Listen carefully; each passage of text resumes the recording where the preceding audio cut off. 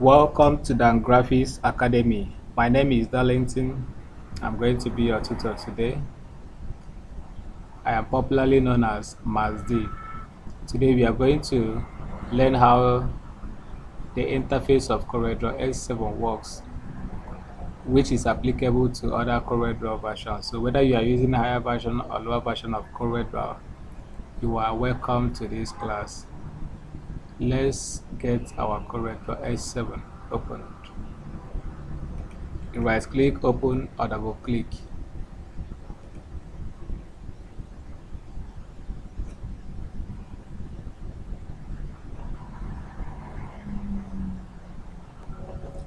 Okay, this is the CorelDRAW X7 welcome environment. Now we are going to introduce you to the interface. Remember, if you are not seeing this new document and every other thing here, click on this get started, this icon. It will show you like this. Maybe your old is like this. Just click on this play icon, this get started. Click on the new document. Now for today precisely, we are not going to change anything here. Then after this class, you'll now understand what to change and what not to change here. But first of all, let me just throw small light on this. Here is where you change the paper size. If you know the actual paper size you are looking for, you want to use for the design, this is where you change the paper size. Or you can customize it by putting the measurements here, the height and the width. This is the unit to use. Landscape and portrait with other stuff. Then we have the color mode. If your work is going to be printed, leave it in CMYK. But if it's going to be an electronic design, that is an e-flyer, for example, you can use RGB or still use CMYK. Any of these can work. But strictly, if you are printing your job, leave it on CMYK. Then your rendering resolution should be not less than 300 so that the quality of your picture will be okay. If it's lower, then when you print your job or when your work is exported, it will look rough, it will look blurred. But for today, we are not changing anything. Just click OK.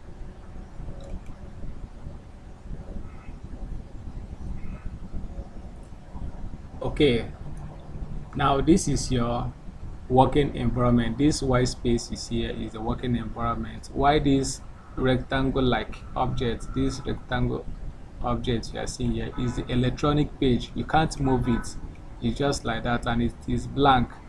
It is when you want to start design, you will now put background and start design. So this is your electronic page, which you can zoom in. You can zoom in by scrolling your button down, your mouse button, scroll it down, you will zoom in. To scroll up means to zoom in. That is, if you want it to be bigger, you zoom in. Scrolling your button up. If you scroll down, it means you are zooming out. You want it to be smaller. Then by your right hand side here is the color. This is the CMYK color. How do you know the color you are using? Just like when you are opening the CorelDRAW, that place there is a color mode. You see CMYK RGB. This is the color. You have so many of them. If you want more color, you click. There is a double arrow here. Click on it. You see more colors. When we start designing, I will show you how to mix colors and other things. Now at the top here,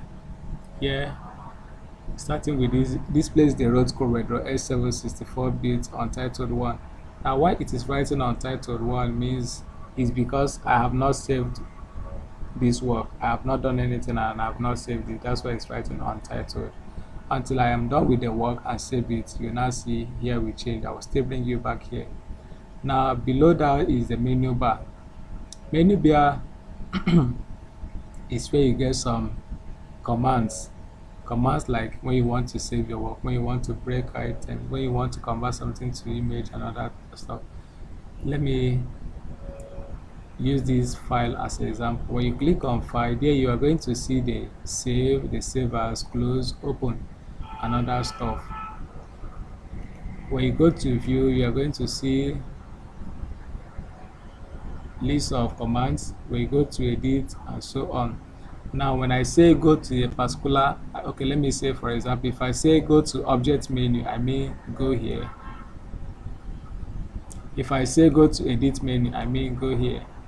So this is your menu, just get it in mind, because this our class, I'm not rushing in it now, we're taking things one after the other, so that when we start designing, you'll be now hearing go to the menu bar, select table menu, select tools menu. This is the menu bar. Now below it is the status bar. This particular bar now, you can see your new button if you want to open a new CorelDRAW, like if you want to open a new work, a new empty work, then this one is open to open a recent work. If there is a work you have done before, you can click on open. Now locate the work where you save it, where you save the work, and open. Select the work and open. Let's say for example, you select, you click on open. I'm not opening anyone yet. Then this one is to open new, that's empty work. We have the undo and the redo button and other stuff. All these things are not active because I've not started doing anything yet. But here, just bear it in mind that here is the status bar. As we are working, you'll be seeing the use of all these things here. Then below the status bar is the property bar, which is very much important. This bar is very magical. It is very, very important that you know how to know it. Here you can set the paper size, like that play. When we open this CorelDRAW, when we clicked on new document, I said you should not change anything, because even inside here you can still change. Like if I want to change my paper size and other stuff, this paper size is going to be a different class where I will show you how to set paper, whether you are designing in large formats or designing simple ID card, flyer, and the rest of them. So this is where you change paper size. Now when you change paper size, you may not even notice the difference. Like now, this is the paper size here is legal. If I click on A3, you may not know the difference. You will say they are the same thing. You will not know if it's bigger or smaller. But if you want to know if it's bigger or smaller, this is where you check the property, the width.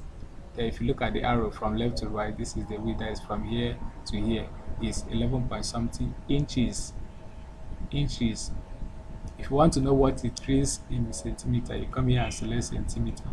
It will tell you what it is in centimeter. If you switch it back to feet, it's going to tell you the measurement in feet. So, but the normal units designers use is inches.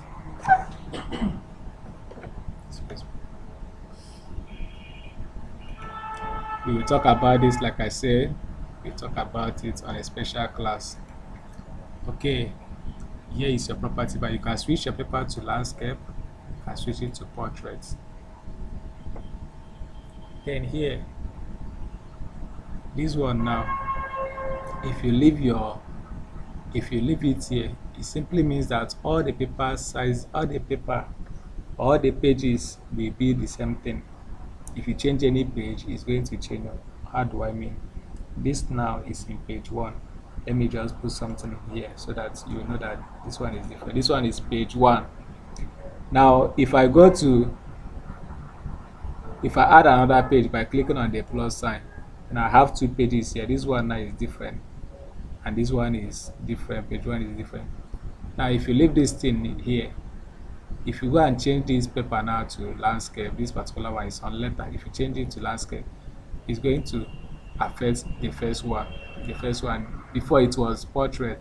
Now if you go and change this paper size now from letter to maybe another paper size, like this tabloid now, you see it has changed.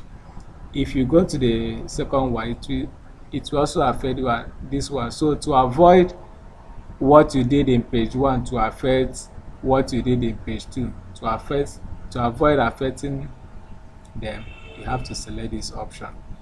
Now as I've selected this one, if I change this particular page now to half letter, if I go to page 1, it still remains tabloid. It didn't change to half water.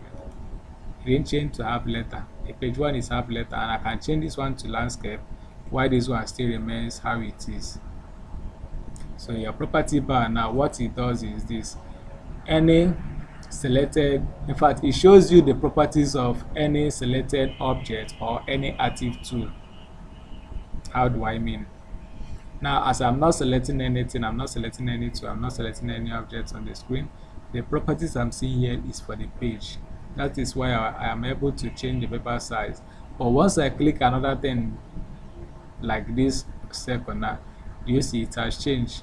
Now it is showing me the properties of this circle, which means I can change this circle from normal circle to pie. I can change it to arc.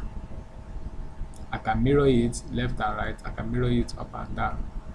So property bar displays the properties of any selected object or any selected tool. When I say tool, like now if I go and select, this is my toolbox.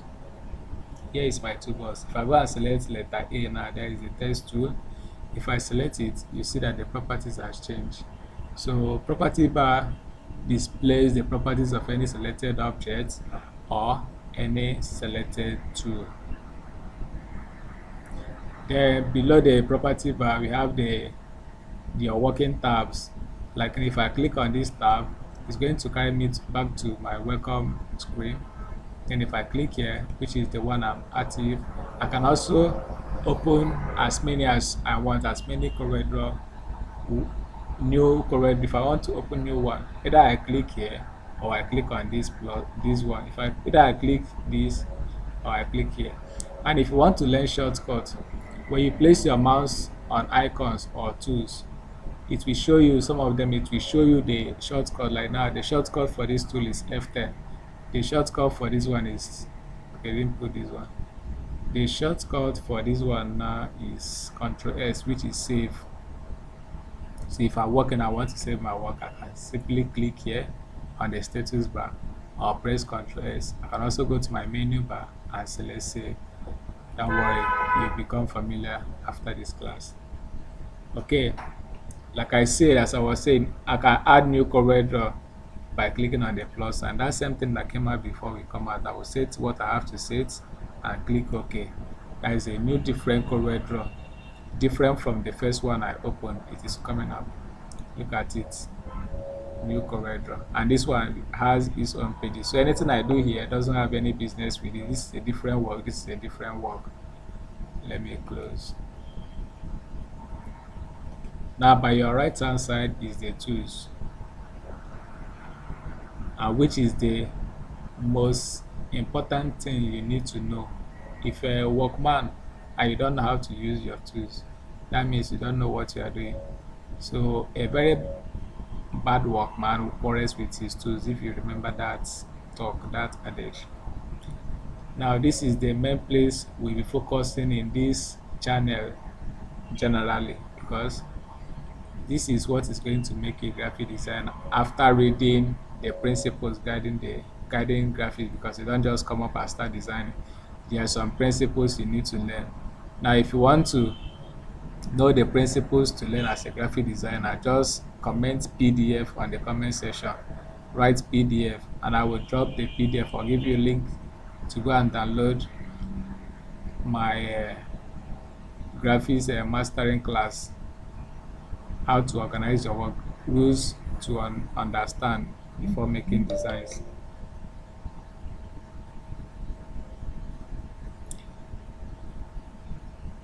Okay, now we are going to pick on the tools one after the other.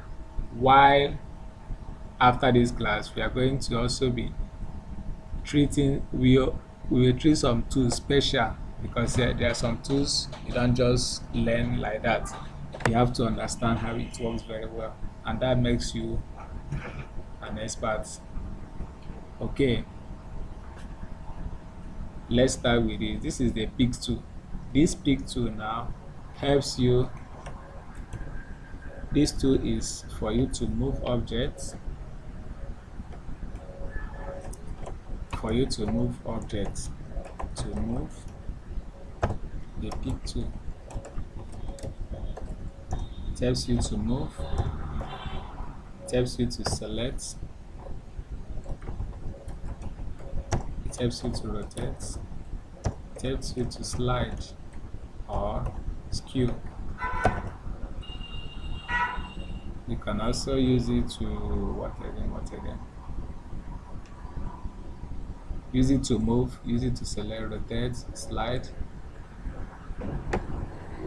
Okay, if you remember another thing you can use it to, that will let you know. Now before we continue, these tools you are seeing here, these ones that are active here, these are the most important tools you need to know, and which are the ones you'll be using steadily. There are other tools, like if you come to this big tool now, if you click on this tool docker, guys, tool docker, which is this button. If you click on it, you see other tools here. Same thing goes to other tools. When you click, you will see. Now most of them are not that important because you can work without them. Just like if you go to the toolbox of a mechanic, you will see many tools there. Then out of those tools, those million tools there, he will be used there. There are ones that he uses steadily. Every day he uses that one. Same thing comes here. There are some tools you will not even use from the first day you become a graphic designer till the day you want to stop. You will not use that tool. Now pick tool. When you select pick tool, this is the command tool. If you want to move an object, click, and when you click, simply means select. That is this. When you click object, you have selected it automatically. Now when you select, you can easily move. You hold, make sure your mouse is within the object, hold and move. So you use this object to move. Okay, I have remembered another thing. You use it to resize image. So when you click and this cross sign appears, you hold and move. Now use it to resize by holding any of these anchors. These black squares, they are called anchors.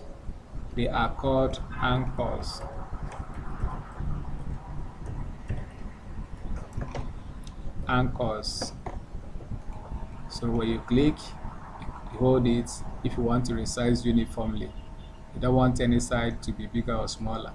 If you are resizing an object and you want it to resize uniformly, hold this top right, this one, or this one.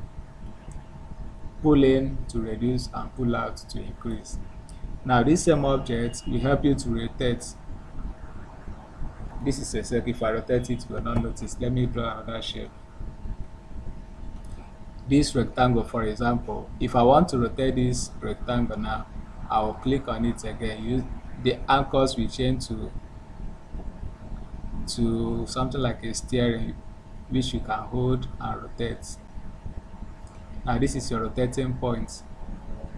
If you move this point to a particular place, that means that place will not rotate. It will just be your rotating point. You see how it is rotating now.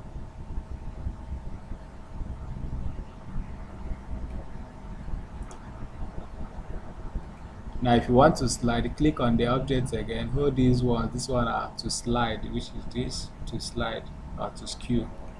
Hold, click on it again, and you don't use to increase, you don't use this to resize. Like if you want to expand this thing now, you can't expand it with it. It will not expand unless you click on it again. Now hold this and expand.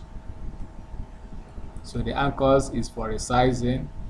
The sliders or the skewers are used for skewing, while these ones are for rotating, and this is your rotating point. Then another thing you can use your pick tool to do is when you move an object, you can duplicate. So you can use this tool to duplicate objects.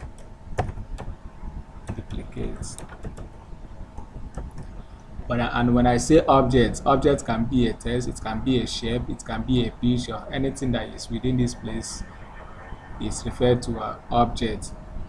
Okay, now how do you duplicate with your pick tool? You can duplicate when you are moving.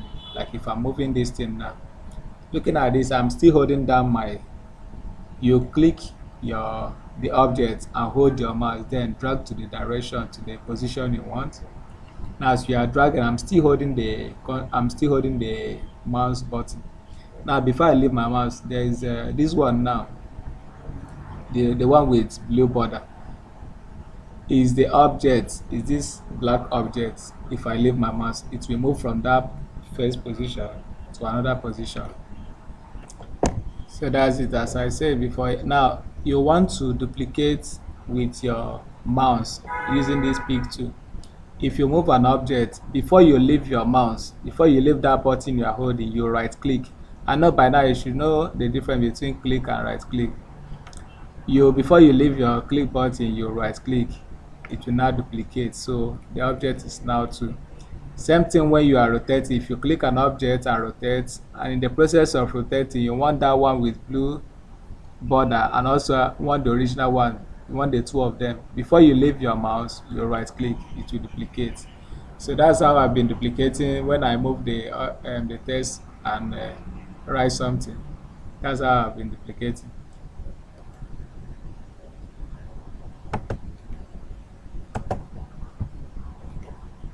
Okay, I think this is what we have to know for this tool for now, the pick tool. Now there are another tool that is very important we need to know, is the pick tool, although I'm going to create a special class for this particular tool, because with this tool you can draw, you can curve, you can reshape object the way you want. Let me show you an example. When you click an object and click on this pick tool, before you click on this tool, I want you to notice something. This rectangle now has the big square, the black square, the boxes around. Then aside that, there's another one, another tiny one that is not that black, it's transparent but has a dark edge. That one is called node. So anywhere you see that kind of square or box, for you to control it, you use the shape tool. If you click on text also, you will see them. Look at them, all these dots here. If you want to control them, use the shape tool. So shape tool is used for editing points. Those things are called points, or they are called, you can call them node, N-E-O-D-E, node. Let me show you what it can do. When you pick a shape tool now, you see it has changed. Now if you hold and move, you notice that the edges are curving. It's no longer, if I drop my tool now, when I say drop to, I mean click on the pick tool, drop to pick tool. You see that the edges has changed. Now if we talk about this tool, we learn more on this. So okay, come to test now. If you click on this tool, you can select, if I want to select only X, I will select this. If I want to select only H, I will select this. And anything I do, like if I click on it and click on color, only that particular letter will change color. Then if I drag over and change color, only those ones will be selected. Then if I hold this arrow and move, that means I'm creating space between text. This is different from where you use your anchor tool. I just undid what I do now by pressing this button, undo, that is Ctrl Z. Look at it, this button here. This is another important of this status bar. So what I did using the shape tool is to create space within text. Undo now. If I go and use my pick tool and do it, it's different. This is different from what I did before. This one is just stretch the text, while the other one created space between text. Now if you wrote two words now, and you want to create space, you want to create more space, either you put your cursor means this blinking vertical line is called cursor. You can add your space. You know how to type, you should know how to type by now. But if you want to do it using your shape tool, you have to hold down the shift key, then move. to now create space within text. But if you don't hold shift key, it's going to create within the text.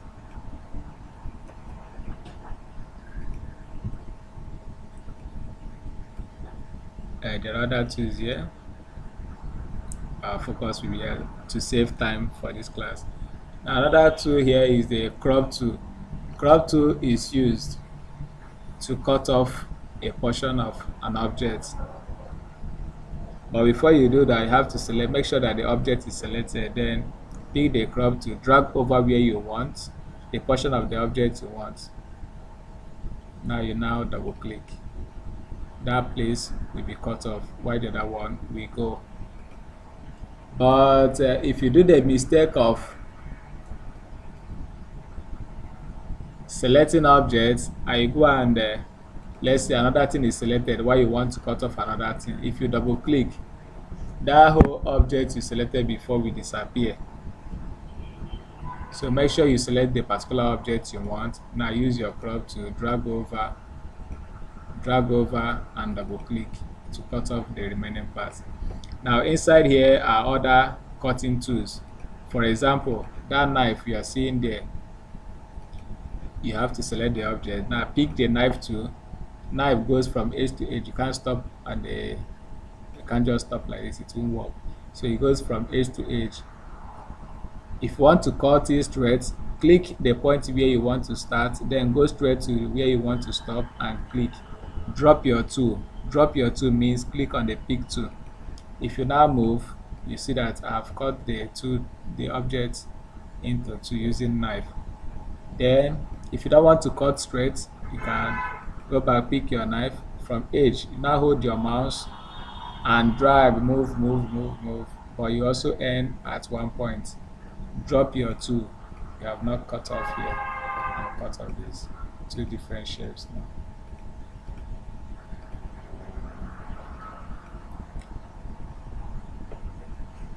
I want to select these things at once and delete. I can click on one, hold down the shift key and tap on the remaining.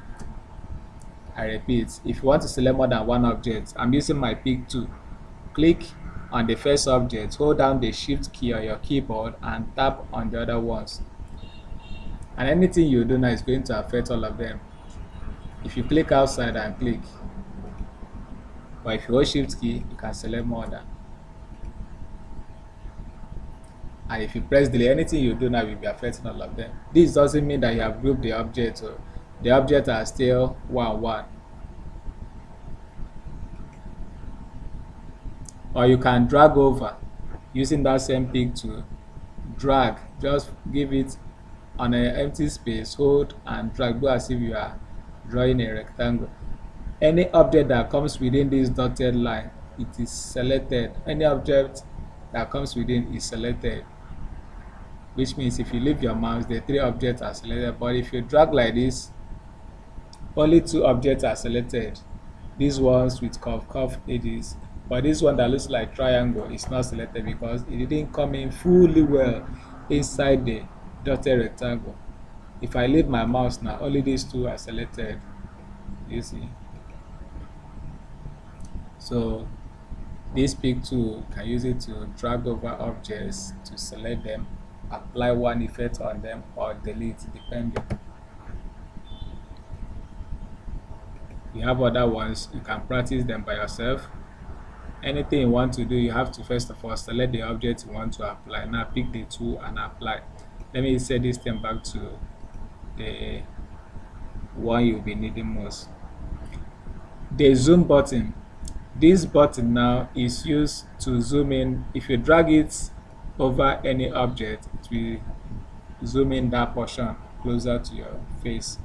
Then if you want to go back, as you want to zoom out, you hold down the shift key and press, it will move it back. Or you press this on the property bar. Be conscious of this property bar. It changes, like I told you, it changes depending on what you are doing. So when you click on the minus, it will continue going back. Let me drop it too. You cannot simply do this by scrolling your button. And as you are scrolling your button, make sure your mouse is pointing at the particular object you want to zoom in or you want to zoom out. Like if I want to zoom in this text and my mouse is here, if I zoom, this is the place that will come close and not that text. So make sure your mouse is pointing what you are zooming in or zooming out. Now the next thing is, okay, if you click here, you also see the hand tool. The hand tool is for moving your working environment. Let's practice it. What you are moving is your screen. You are not moving any objects in there. Like you are not moving this text. What you are moving is the whole screen. So maybe if your work is one side and you want to bring it to your front, you just use the hand tool and drag. You can also do this using your mouse. You can use it using your mouse and the pick tool. Just hold down the scroll button, that button you are scrolling up and down to zoom in and to zoom out. Just press it as if you are, just press it down. It will change to hand tool. You can now move your screen. You can now move your working space. Another one is the line tool. This is for drawing straight line, curvy line, or anything line. You click. If you want to draw a straight line, click, just tap your mouse, click and leave your mouse, click and leave, then shift your mouse without holding any button. Just move your mouse. It will give you a straight line. Now it depends on the angle you want. Sometimes getting a straight line like this to look zigzag, if you want it to be very perfect, you hold down the control key. If you hold down the control key, now any angle you take it is going to give you a perfect, it can be horizontal, vertical, or diagonal. But any angle you take it, as far as you are holding down the control key, it's going to be straight. Then if you get to the point, the size you want, the direction you want, you can now click your mouse and leave your control. Automatically you have drawn a straight line. Now in the property bar, you can increase the width by using the width, the outline width. The more you increase the number, the thicker the line.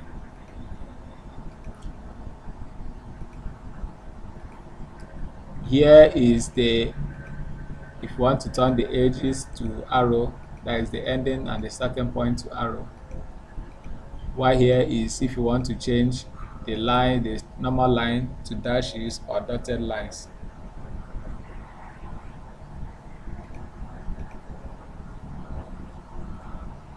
Then if you want to draw a wavy line, that is, you don't want to draw a straight line, you can now hold down your button, draw the way you want. After you drop the tool, you will also see those points. If you want to control these points, you hold shape tool. Like I say, we are going to have a special class for this tool. I will show you how to use this tool and draw any shape you want.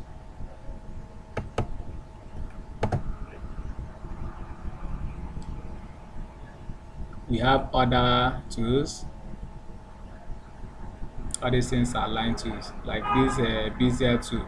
You click at the point you want, go to another point, click and hold down your mouse, move. If you want to draw a curvy line, then go to another point and click again. This is a special class.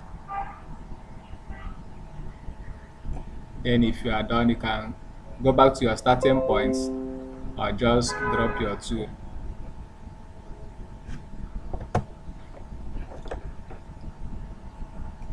Let's put it back to the normal one we'll be using.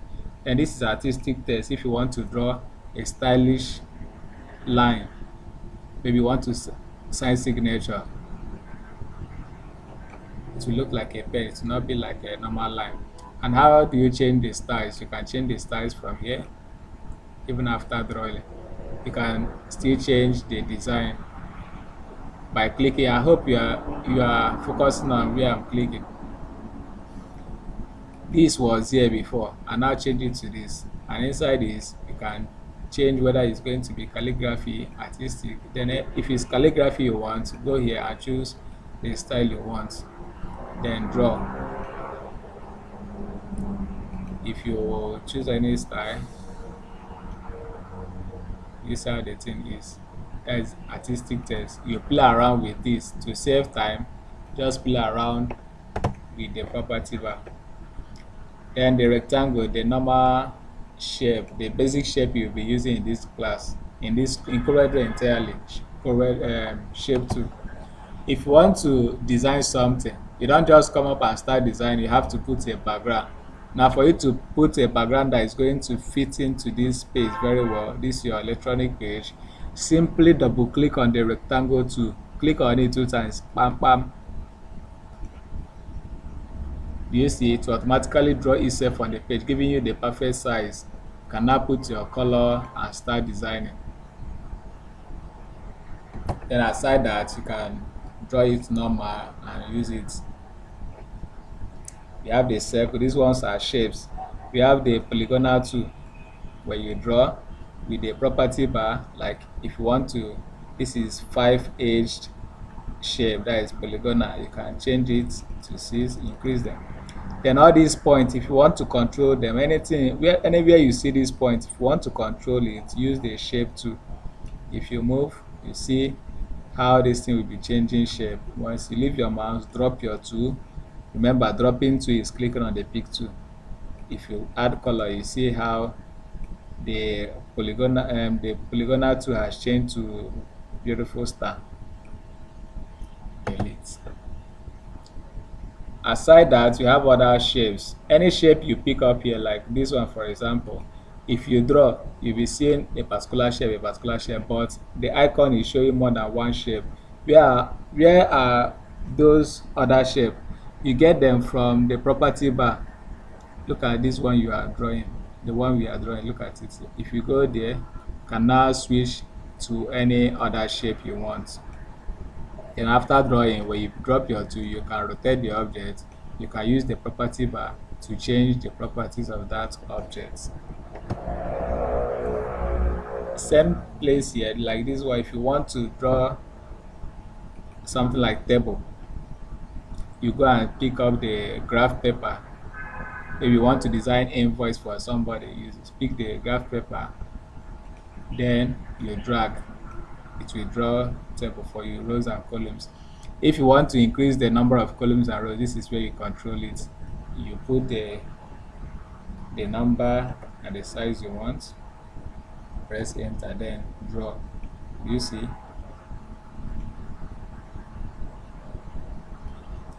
we will design invoice, but not in this class.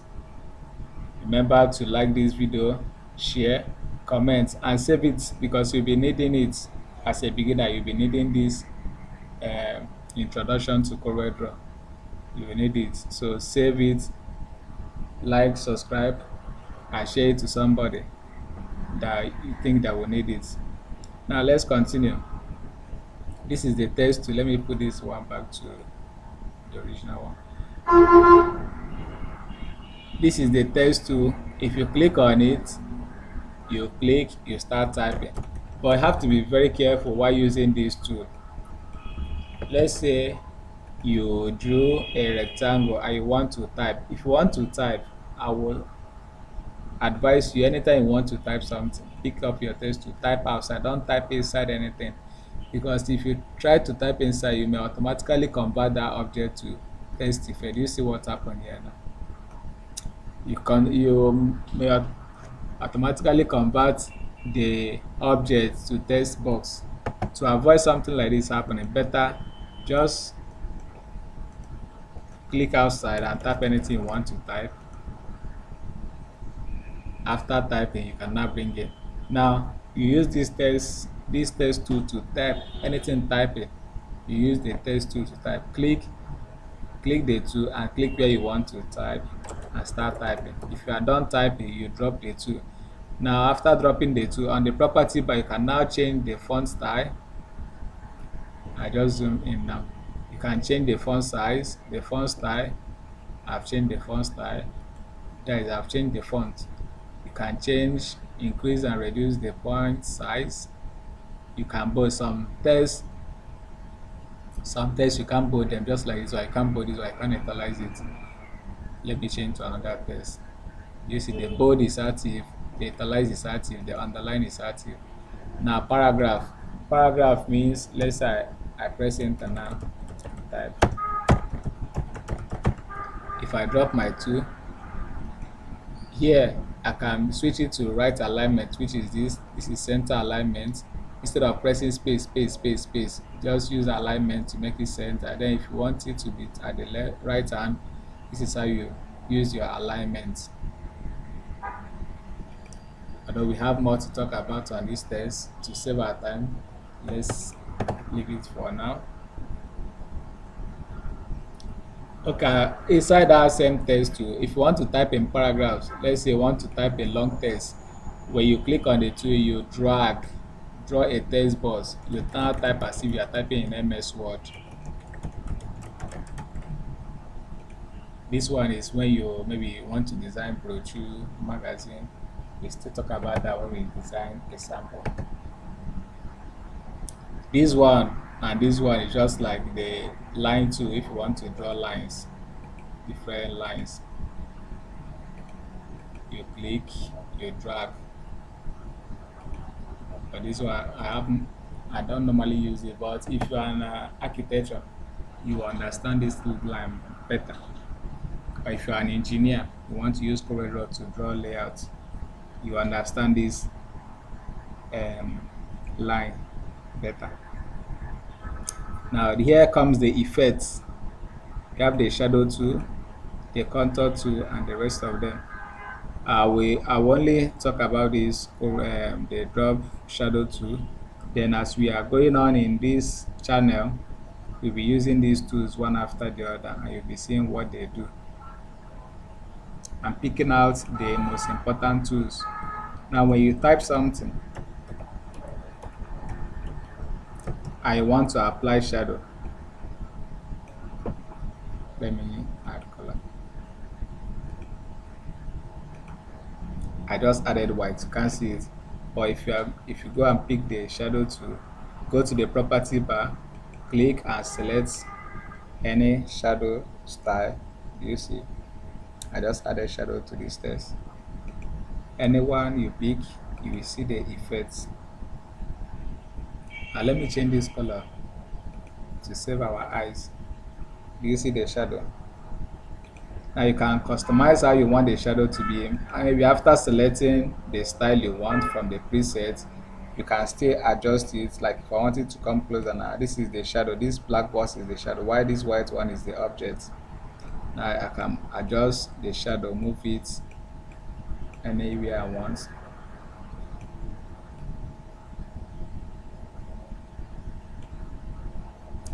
Now if you want this shadow to be thicker in color, or I don't want it to be strong like this, here is where you change the color of the shadow.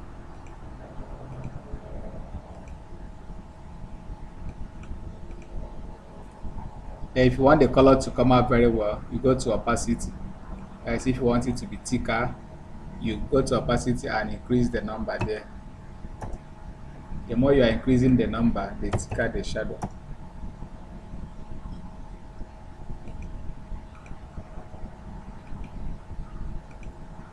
Then if you look at the edge of this shadow, it's getting stronger because of the feathering. The feathering is small.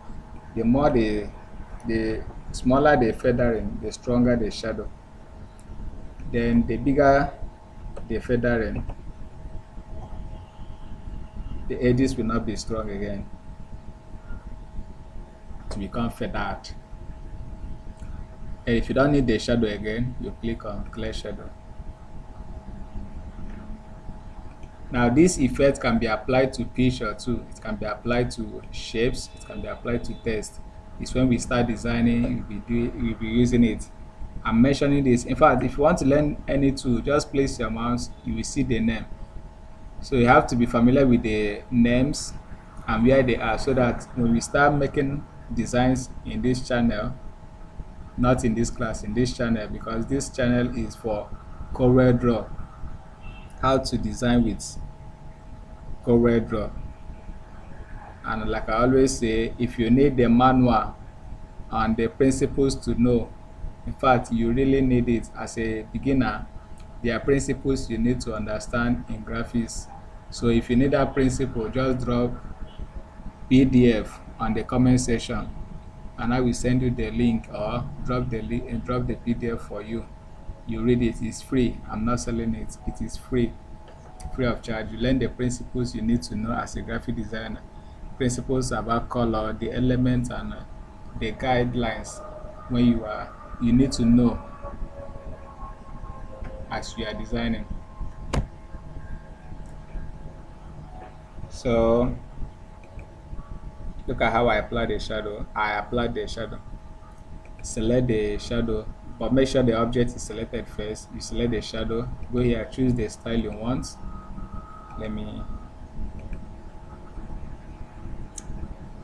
Now go here and choose the color of the shadow. Then this is where you control it, whether you make the color to come out thicker or lighter. This is where you make the edges to be thicker or feathered. Now maybe last you want to separate the shadow from the object, because if you move, two of them will move. If you want to separate them, maybe you want to do something to the shadow. If you click only the text, you see that those properties of those shadow properties will not show, but if you click on the shadow itself, the properties of the shadows will show. Now I want to separate the two of them. If you click on this and go to objects, this thing is supposed to be active, break apart. It's supposed to be active, but it is not active because what I selected is only the text. But that doesn't mean when I move, two of them will not move. Now what am I going to do? I have to click on the shadow or select two of them. Either I drag over two of them or select the shadow. Now when I go to that object menu, you see why you need to understand the environment, so that when I say menu, you know where I'm talking about. Object menu. Now do you see the break is now active, and when I click on it, the shadow itself will be different, the text will be different. You see I've separated the two of them. Don't worry, as we go on you will understand the reason why you need to learn how to separate shadow.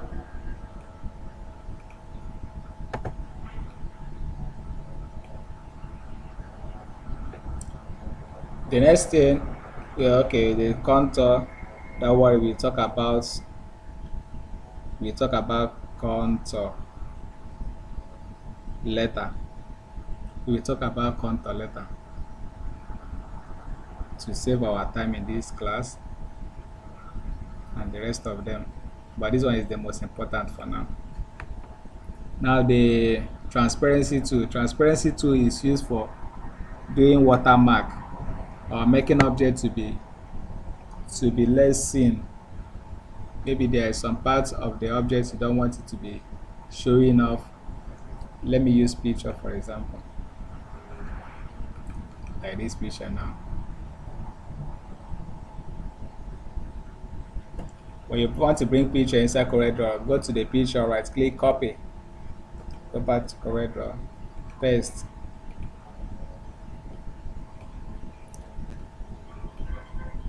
Now there is different, I want to show you something. There is difference between where you click an object and right click. The options you see here is different from where you right click on empty space.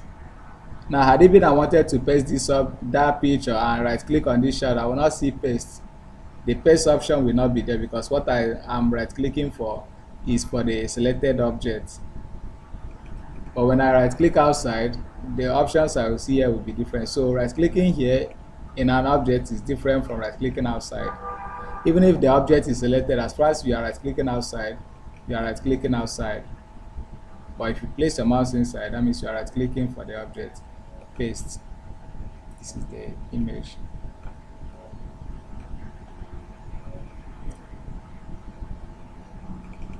Let me put the rectangle. Now this image, now if I want it to be transparent, to be like watermark inside this object, I will click on transparency tool and click on this one, uniform. If I want it to be more transparent, this is the property bar. If I want it to be more transparent, I will go here and choose lighter one. If I want it to come out, then we have other styles. Although this tool I will still teach it special I will still teach these two special because you have a lot to learn in these two. We will create a special class for it. If you don't need it again, you simply click on this no transparency. Okay, next is the color picker, that is the eyedropper.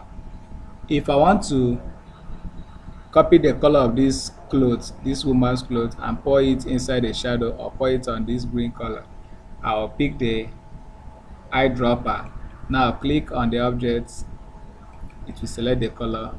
The eyedropper from picker, it has changed to a bucket, which means the color now is inside the bucket. If I click another place, it will fill the undo, Ctrl Z. If I click it inside the shadow, it will change the color of the text.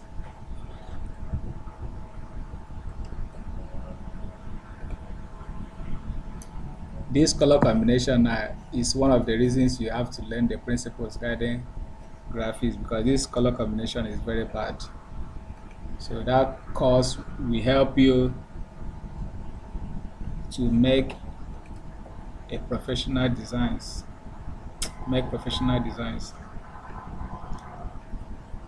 Now comes the color effect. Here, this bucket, you can use it to mix color. Apart from choosing one color here, this one I call solid color. Apart from that, with this tool you can mix color. This interactive feature, although we'll be using them, the more we use them, the more you understand how it works. This tool now, when you select the color, you click. This means no color, you don't want any color. Then this means solid color. You can choose color from here. As you are clicking, the color will be changing. And also pick color. Use this picker. Click the color you want to copy. It will copy it. Then aside that, while this thing is active, you can simply come here and choose color you want.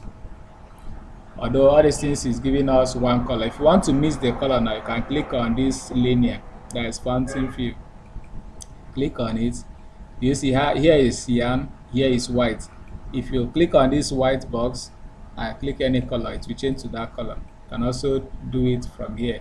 As you click any box, you go here and choose any color you want. That place will change. You can do it here or here. I prefer here. If you want to change the style, or let's say you want to move the magenta down, this color is called magenta. If you want to move it down, you move it down. If you want to move this one up, so anywhere you drag the boxes, and you can add more colors.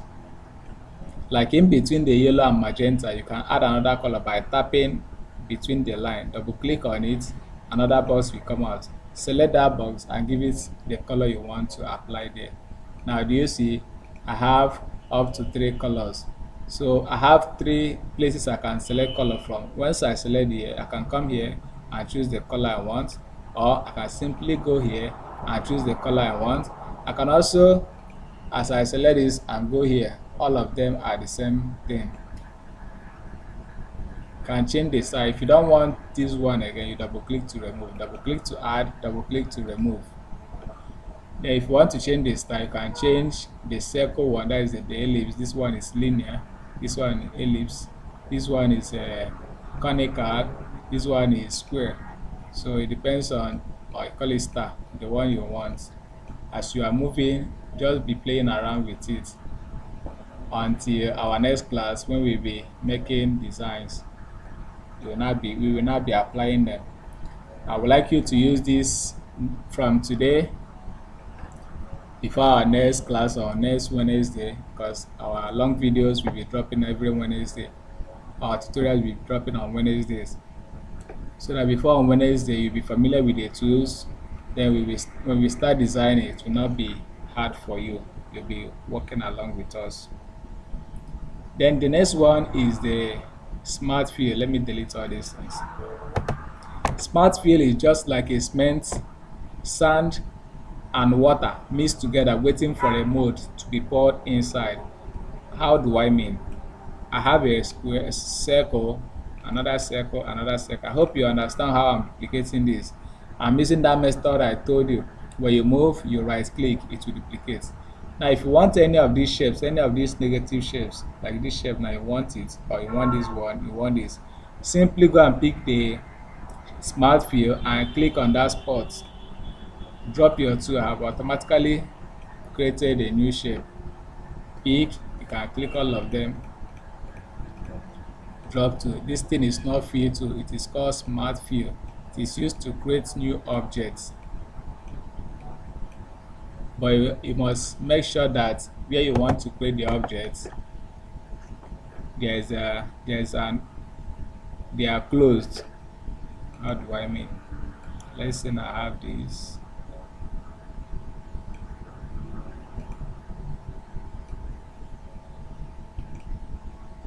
I have 1, 2, 3 shapes, but these 3 shapes, this one is open, this one is open. So if I pick my smart fill and click, instead of this color to get me instead of this smart fill to get me this shape, the thing is going to flow outside.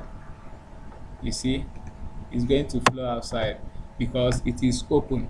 But if I close it, let me use the shape to close it. Now it is closed, as in the opening is closed.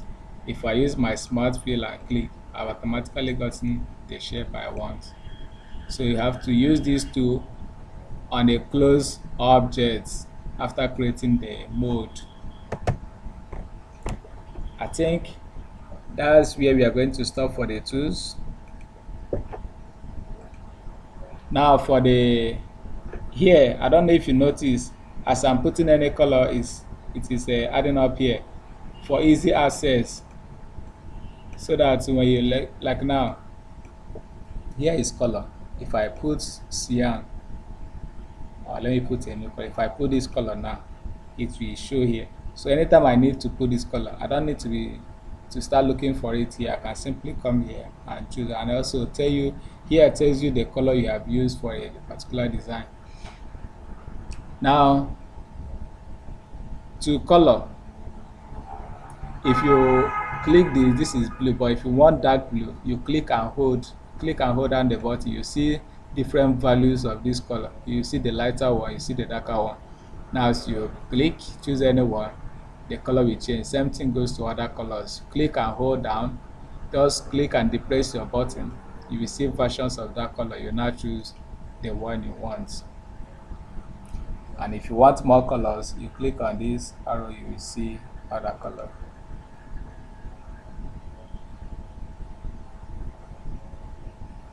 Okay, down here, before we forget, here, this place now and this interactive code is almost the same thing. It's almost the same thing. Here is for quick access. You choose, you apply, then this one, if you double click, make sure the object is selected, be it text or shape. Double click here, the full color editor will come out. You now choose whether it's going to be no color, one color, that is uniform color, or solid color. And this one is going to be fountain. Any of this style you choose, this is the white, which is this. You click here. In fact, this is long process. The other one is easier. I've changed the color here. If you want to change the red one, click here, come here, and choose the color you want. If you want to add another color, you double click any point you want, select the box, click here, and choose the color you want. I think this is stressful to me. I prefer my normal interactive filter. Then if you want to change the style, this is where you change the type. That is, if you want it linear in a circle form, that is, I hope you are seeing what you are doing. You have the conical, the star, and the rest of them. So you can play around with this too. Then when you talk about the border, if you look at the edge of this circle, there's a black line. If you want to edit the black line, make it bigger, dotted, in fact you want to play around with the edge of any object, this is where you go to this one here. After this bucket, the next one that looks like pencil, I hope you are following my mouse. This one here, double click. Now go to, this is the outline pen tool Docker. Here you change the color. Here you choose how thick or how light you want the color to be. Then this is the style where you want, if you want it to be dashes. Then after, don't forget these two. Don't forget this thing. Let me leave it and click OK so that you understand what I'm saying. Now you see that the color is gradually coming inside. If I increase, double click here. If I increase the number of the width, the more you see that the color is coming inside. Just imagine now I reduce the size of this cell. You see what is happening here. Now to avoid the color coming inside, when you go here, simply select these two things. It is very important. But before then, let me show you something. It is still okay. If you click, now the color will not come inside, rather it will go behind. That's why you have to select behind and scale. Then if you check the edge of this line, it is pointed. If you don't want it to be pointed, anything line, if you don't want the edge to be pointed, go here and double click here and select these two. You see, they are not pointed again, they are kind of curved. They are kind of curved now. If you select the other one, the other two, that means you want it to be as if you use scissors and cut the edge. Okay, you'll not notice it very well here. Let me draw a rectangle so that you understand. Or let me write a text. When you write something,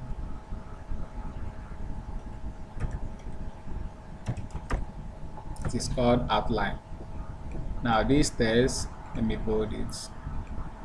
I want to add red outline. I will select the text. The same way you apply outline to text, that's the same way you are going to apply it to shapes. So when you click, you go to the outline to this, just go look for this pencil. I hope you are following my mouse. Double click, anything can be here, but this box beside this pencil, double click on it. Now choose how thick you want the outline to be, choose the color you want, and remember, if you forget this thing, look at what is going to happen. It will start coming inside.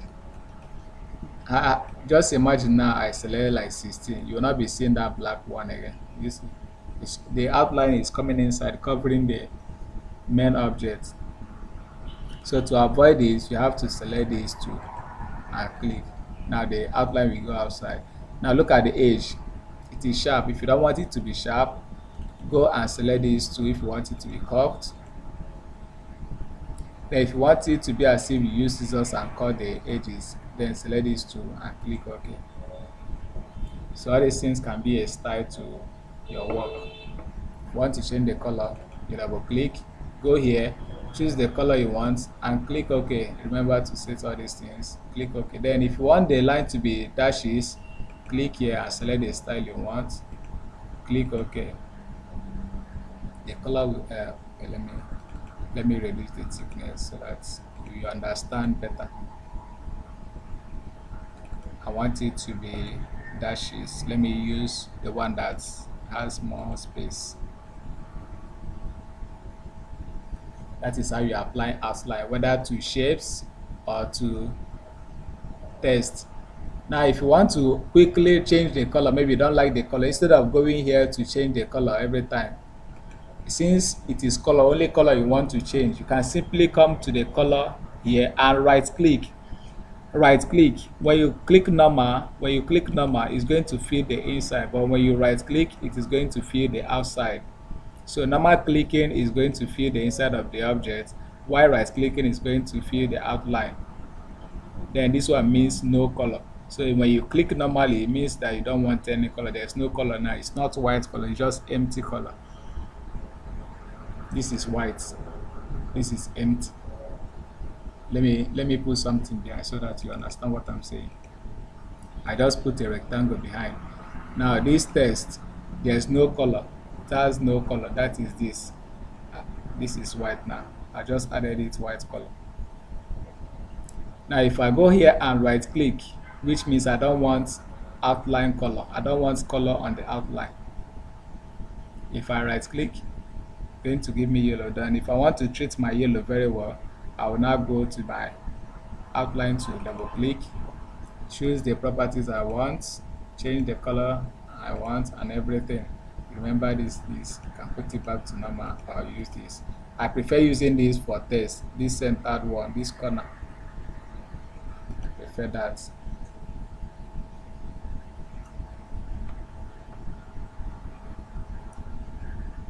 Okay, now if your design is going to be based on if you are going to be focused on electronic design, that is designs that is not going to be printed out, designs like e-flyer, you can change your color mode. The one we have here is CMYK. How do you know? Let me bring it out. This is CMYK, and the C stands for cyan. The C, cyan. The M, magenta. The Y is yellow. Then the K is black. And these are the 4 colors you see inside a printer. If you have been where they are printing something, you'll notice that the colors inside that printer is these 4 colors. Cyan, look at cyan here. If you place your mouse on any color, it will show you the name. Then this one is magenta, the one you call pink. It's not pink. Look at pink here. This is pink, magenta. Then we have the yellow and the black. These are the 4 colors you see. Then if you are going to be focused on electronic designs, that is things like e-flyer, we are going to be using RGB, which means red, green and blue. Let me show you how you can switch your color mode. Let's say you want to switch from CMYK to RGB. Go to Windows, go to color palettes and choose the one I'm using is CMYK. Choose RGB. Now look at RGB, look at CMYK. The arrow is red, the green, normal green, but this is RGB green, this is blue. This is for designs that you are not printing out, but for designs you are printing out, use this. You can also use this one even if you are not printing it out. Then this one, the reason for this is this: it makes your work pop out, as in it makes your work pop out to be shiny. But if you print this thing out, it will not be that good. Although there are machines that print RGB, DI, direct printing machine, can print this, and there are sometimes you may need to combine the two, but it is when you understand how printing works you cannot combine the two. I will advise you as a beginner, if you are going to print your work, use this color mode, use this RGB. Any color you'll be choosing, choose it from this one. Then if it's not going to be printed, you can be using this. I'll just focus on this. Then let me show you something. This is I'm going to compare colors now. This is RGB green, this is CMYK red, this is CMYK green, and this is CMYK blue. Do you see? Now if you print this one out, it's going to be too sharp. It's not that you can't print it out, but it's going to be too sharp. Then look at this one, it's very calm. It's very calm. That's why this one is good for printing and this is for screen. So anyone you are using, as you select it from the Windows color palettes, you can close any of them either from here or you go there and close it. You can also drag it by the side for it to not be hanging like this. Drag it by the side, it will go there and stay. Sometimes I used to leave 2 of them like this because I design for online. I also design for printing.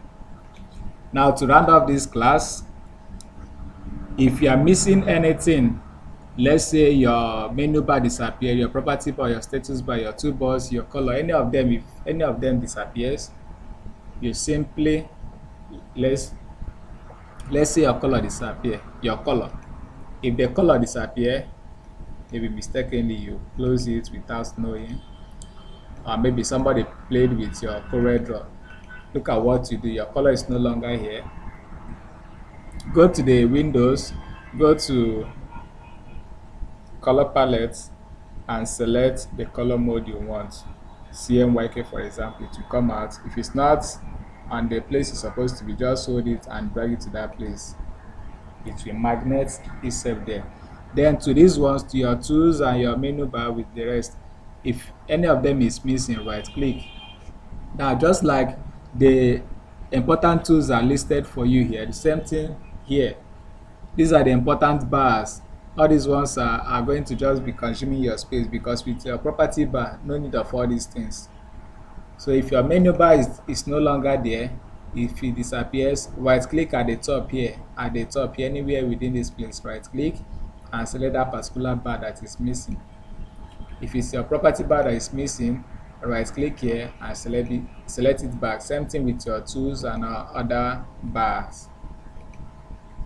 So I think this is what we need to know for today.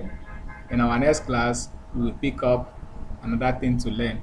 Now, meanwhile, if there is anything you are facing as a graphic designer in CorelDRAW, more especially CorelDRAW X7, I use CorelDRAW X7 because it is very interactive, and almost every system you can install it in any system, almost every system. But higher versions of CorelDRAW, maybe if the select system, they can be installed. So to avoid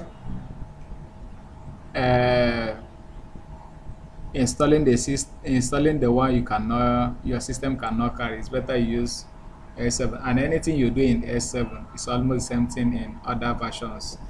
So if you understand S7 very well, you can use any CorelDRAW version. Like for me, I can use any version of CorelDRAW I want. So we are calling it off today. Remember, if you need the PDF on mastering graphics, comment PDF, and don't forget to like, subscribe, save this video because it's very long. Save it because you need it. For now, see you on next Wednesday.